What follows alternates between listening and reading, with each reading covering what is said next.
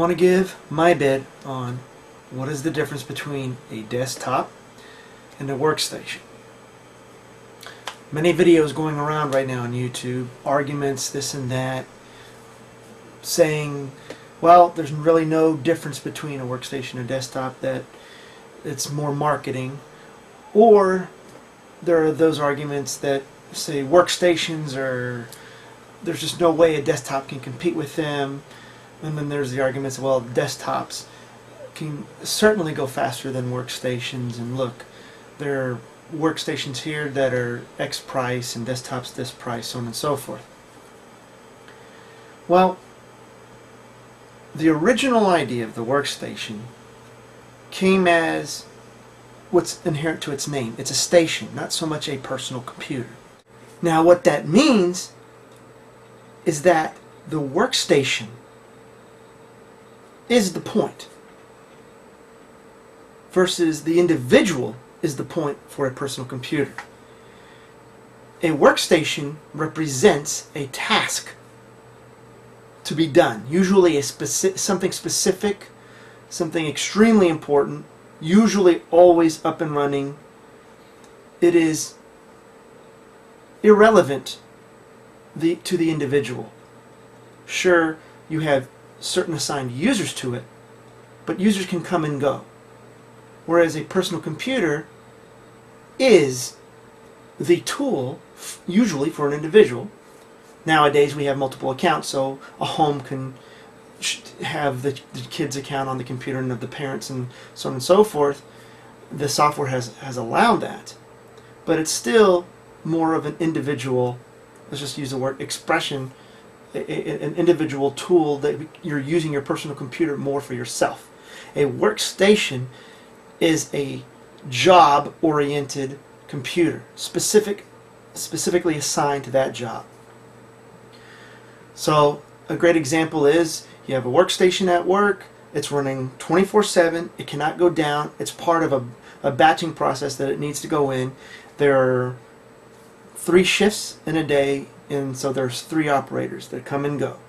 No personal information, nothing. Their entire task is to keep that workstation going, whatever specifically they may have, variable XYZ, but it is always on, is always doing its task. Okay, so that really was the original concept. This demanded very expensive hardware, like you had, even getting into the graphic workstations like SGI used to build, the MIPS processors and things. They could actually scale, they were the first to get the multiple cores and more physical CPUs. They had the more advanced memory, so on and so forth. And they were all designed, the hardware was designed to keep that machine running, and the hardware was designed to scale.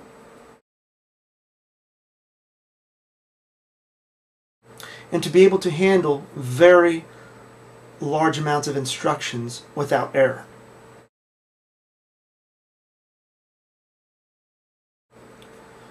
We come to today. Hardware has outpaced a lot of the software that we have today. So you can certainly go to a university and see a super mainframe and things, and you'll actually see software at its finest there, but for most of us, no. So we don't really see a whole lot of difference, although it's there. We now have multiple cores in our desktops and multiple threads, and we're starting to get faster memory. Hardware is also getting cheaper, and that's how we are able to get this type of technology, because back in the day it wasn't. It was very expensive. So then that makes people think, well, really, what is the difference? I can do just as fast on my desktop versus the workstation. Well, the workstation isn't so much about speed. It's about reliability, uptime, signal integrity, and scalability. It's not so much speed as much as it is that what it does, it must do without fail. Now, we have our desktops, and we say, well, my desktop, I can let it run and run and run and run and run and run and so on and so forth, and it'll never crash. Well, that might be true. But we can then start putting large amounts of instructions that desktop has to execute. And I guarantee you that within the memory and what I shouldn't say architecture, but what the chipset going to the CPU can handle will begin to build up with errors that can cause the machine to fail. This is why specifically workstation and server hardware exist. Now, I will say that there are workstations that are sold with the name workstation that I would not consider a workstation. Yes, they do exist, and therefore the argument that there is some marketing to it has some validity. But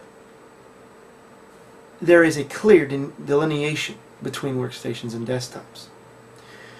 The first example is I saw videos showing HP workstations.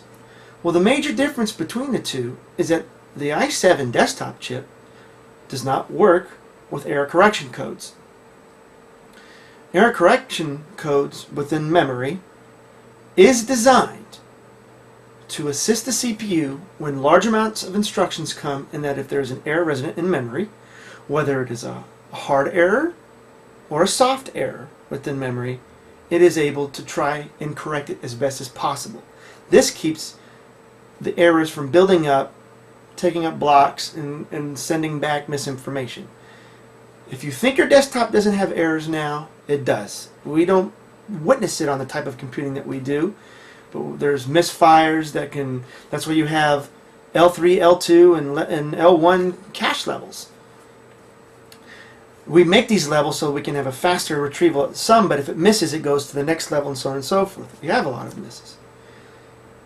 So, servers and workstations cannot go down. A server goes down, the network goes down.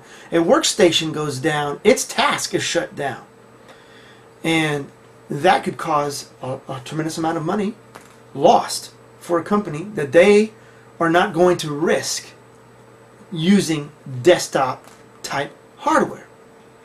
So, I know many of you wanted to know, well, what's a Xeon, the Xeon version of the i7? Well, it supports error correction code memory. I also believe it supports the DDR3 registered. And all of these type, like you can go watch my buffered and unbuffered memory. The whole point is about signal integrity, prevention of errors, and to keep that baby going, no matter what. And the Xeon processor also can scale with other physical CPUs, whereas the i7 cannot. That denotes a workstation definition. The workstations exist on the market because companies need them.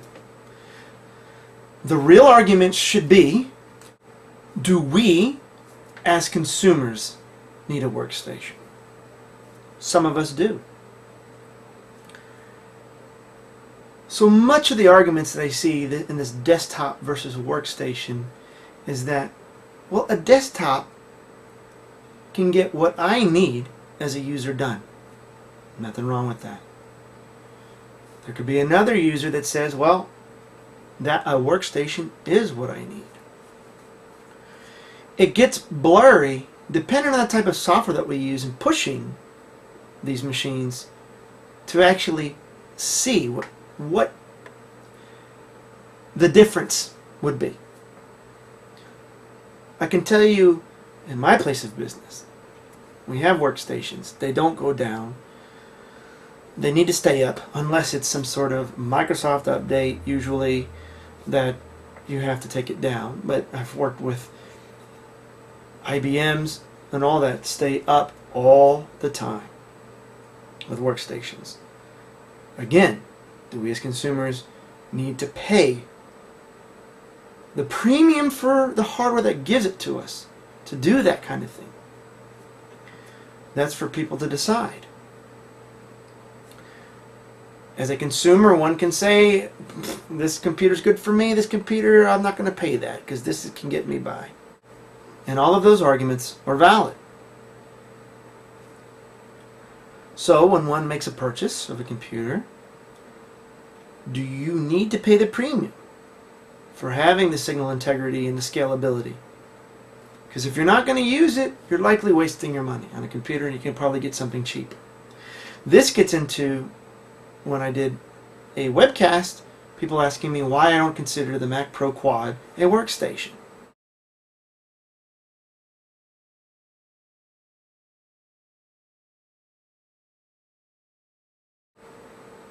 Well, it only has one CPU. You're really not taking advantage of what that Xeon is designed to do other than the error correction code that you have there.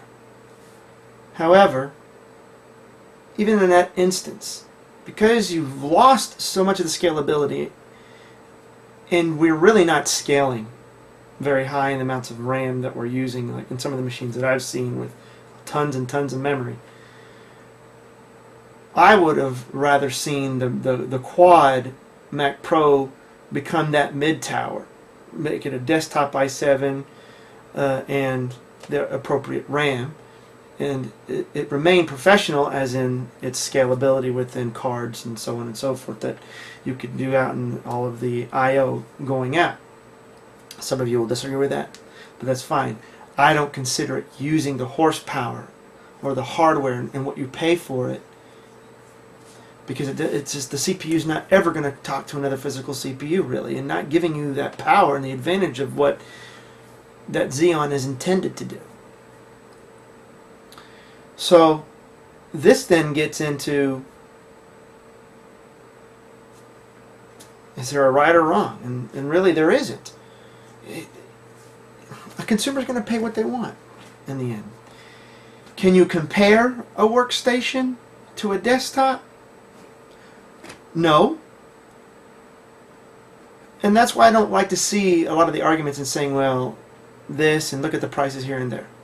The argument shouldn't be that, in stating, oh, look at the prices here for the workstation, look at the prices for the desktop, or my Mac Pro workstation is better than this desktop, or you can't compare this to my workstation, so on and so forth. It should be, do you need a workstation, or do you need a desktop? That is what the argument needs to be. You should argue use rather than specs. Now, I know within those that are the Apple fans, Apple doesn't offer very many desktops other than 3, the iMac Mini, and then of course the Mac Pro. So it does limit what an individual can select from those 3.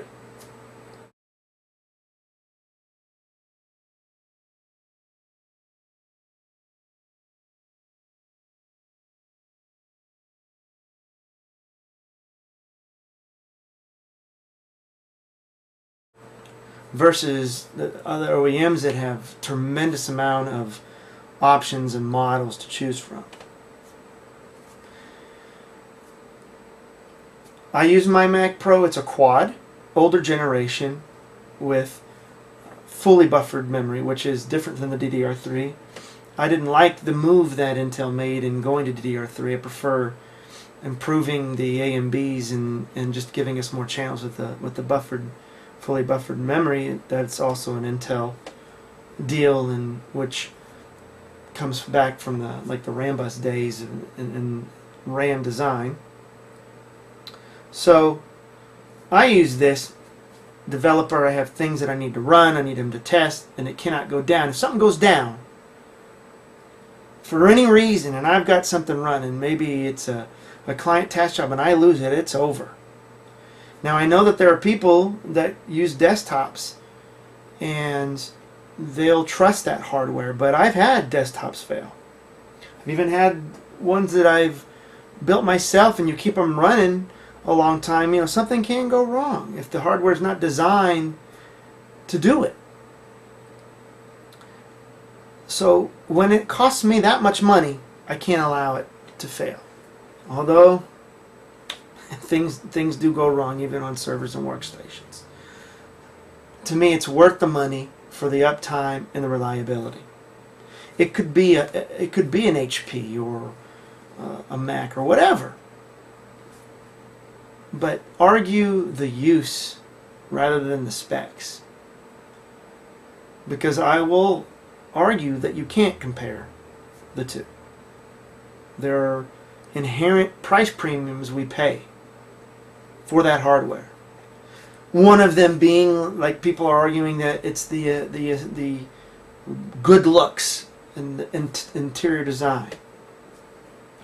I will say that in companies that I've worked for, the ease of getting into the boxes and switching in and out and doing things is much more appreciated than having a desktop perhaps that is not as well laid out and designed and compartmentalized to switch things out for upgrades and so on and so forth, especially when it's on a large scale that they say, well, we're going to do an upgrade, we need to get this many upgrade in RAM and so on and so forth done, or hard drives, and boom, boom, boom. They want to get it out as quickly as possible. So if something comes apart, it's toolless, you can get it done relatively faster than a whole lot of these desktops that I don't think are very well laid out.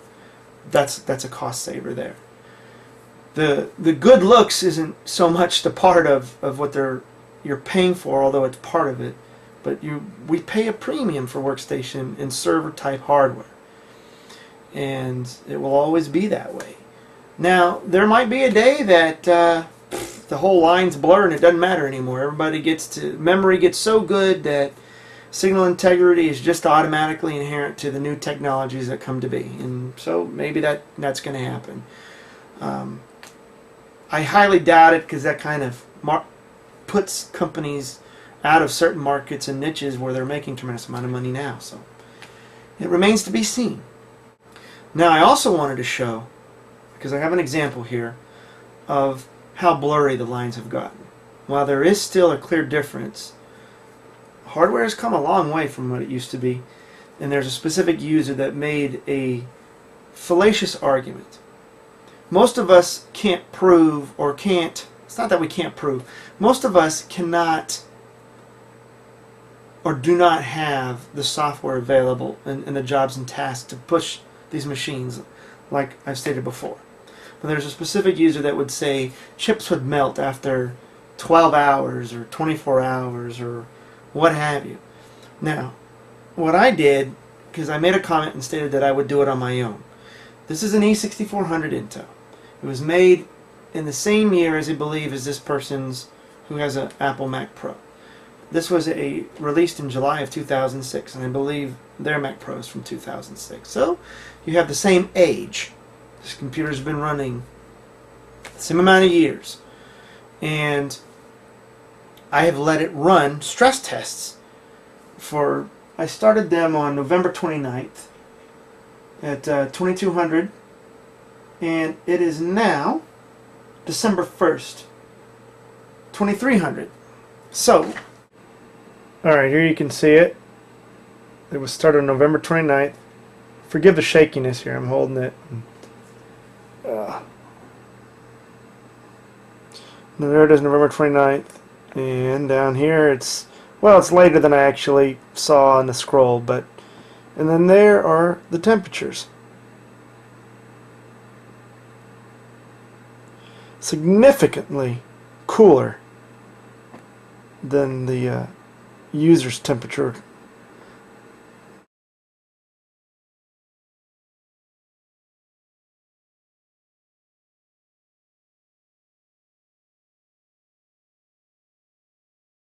So there you see, it was just a silly argument, and I think that's a whole lot of the problem with these issues here. You have these silly arguments where people are like, look at my uptime and your chip is going to melt and this and that. Nonsense, nonsense. Anyway, thanks for watching.